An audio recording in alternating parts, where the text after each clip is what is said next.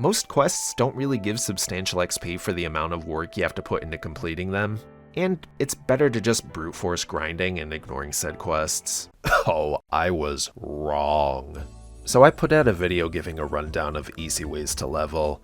I still stand by what I said for everything post 200, including the grinding sections. But my comments section pointed out to me how incorrect I was about telling people to grind from 60 to 200, because it's better than any quest XP you can get.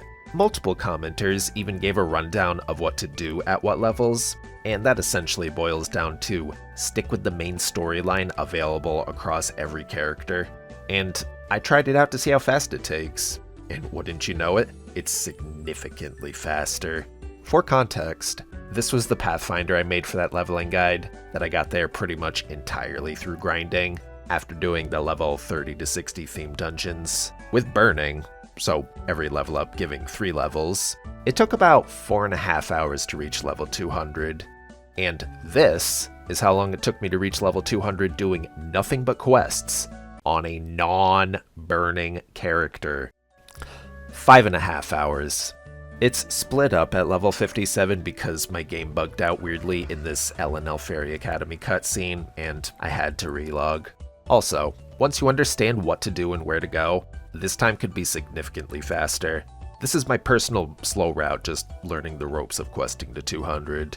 And if you were curious, why yes, I even quested on a burning character as well, and that only took me about 2 hours to get to level 200. So take 10 minutes off this time, because I gave myself a 10-minute break. Also, I relogged here to get out of the Scrapyard recap quest, but finished off the level 200 doing a different, quicker quest. So yeah, it's super worth questing your way on up to 200. I highly suggest getting a 1-day hyper teleport rock of some kind though, just to make all this go by much quicker. Starting from I think level 33, you'll also have a quest in your light bulb called Have You Learned About Pets? See this puff ram I use? That's a free, non-revivable 3-day pet that all characters get. You get it from doing that quest, just sitting through the dialogue. The puff ram comes with auto heal and auto mana, and I suggest using it to make getting to 200 much more comfortable. You also get a badge from completing the quest. That's pretty nice early on. With that being said, here's a general rundown of what to do at what levels. All of these quests can be accessed through the light bulb on the side of the screen, or through Maple Guide where it says something like Main Quest or Main Story Quest. 1 to 30 you can either do job-specific quests, or just use the new Send Me Right to Level 30 option when creating a new character. 30 to 60 you do themed dungeons. My suggestion would be Gold Beach since that one feels the fastest to me. 60 to 80 you do the Vernmine quest line. 80 to 85 is the Aswan quest line. 85 to 100 you do a number of Megatia quests on both sides of the town.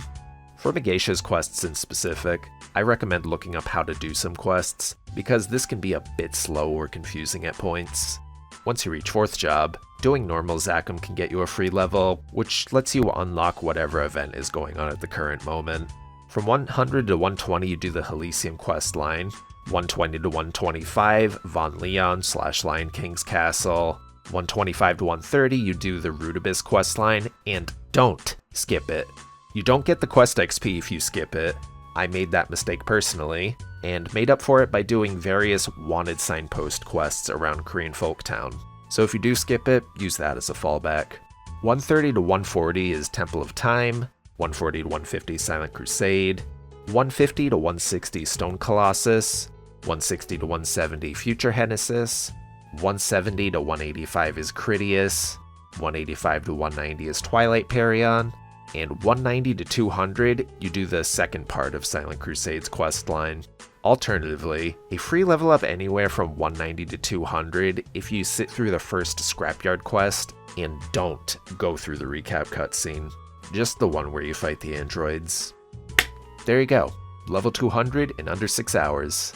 If you're on a burning character, just swap over to the next main quest you unlock every 5 or 10 levels, and just keep breezing through everything. Hyperburning right on up to 200 I imagine probably takes an hour or less with this method, because that's 5 levels gained every time you level up, but normal burning it still doesn't take that much longer for either. So yeah, save yourself hours of grinding and just do the questline if you didn't feel like grinding all that out. Pretty painless for most players, and it doesn't cost much investment other than maybe a hyper teleport rock if you wanted it to go by quicker. It might be called something else nowadays. It's the VIP, like, teleport anywhere function that's on the world map.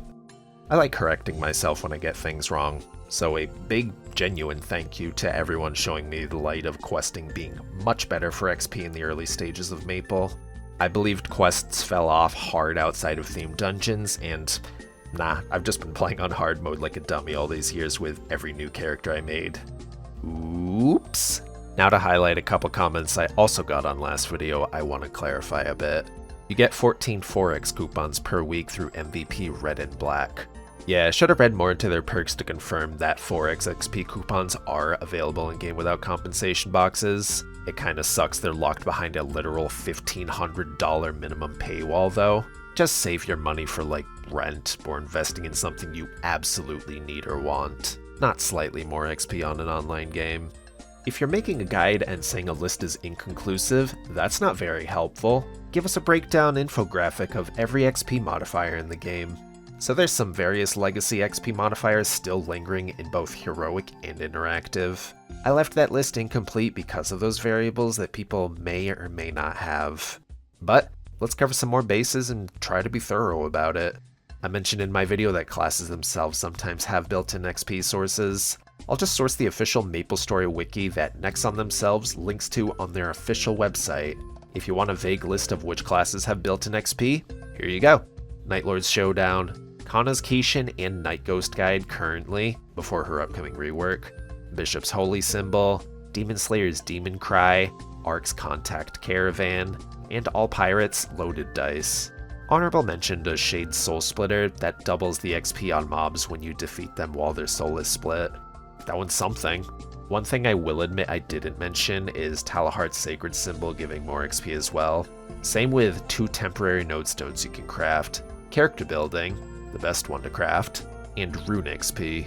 There's also things like temporary title stats that sometimes give extra XP, like Home Caretaker's once a day XP buff with a max value of 10% for half an hour, a guild passive that only counts on XP from 1 to 200, Rune of Blessing, which gives 200% XP while it's active, and lastly but not leastly, specifically for the interactive servers, Frenzy Totem increases the spawn density of a map, while also lowering the respawn time.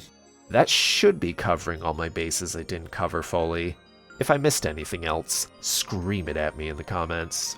Thanks for watching. Thanks to my comments correcting me. I'll try to do better in the future. Go get them level 3 link skills, and have a happy holidays. Until next time, that's all.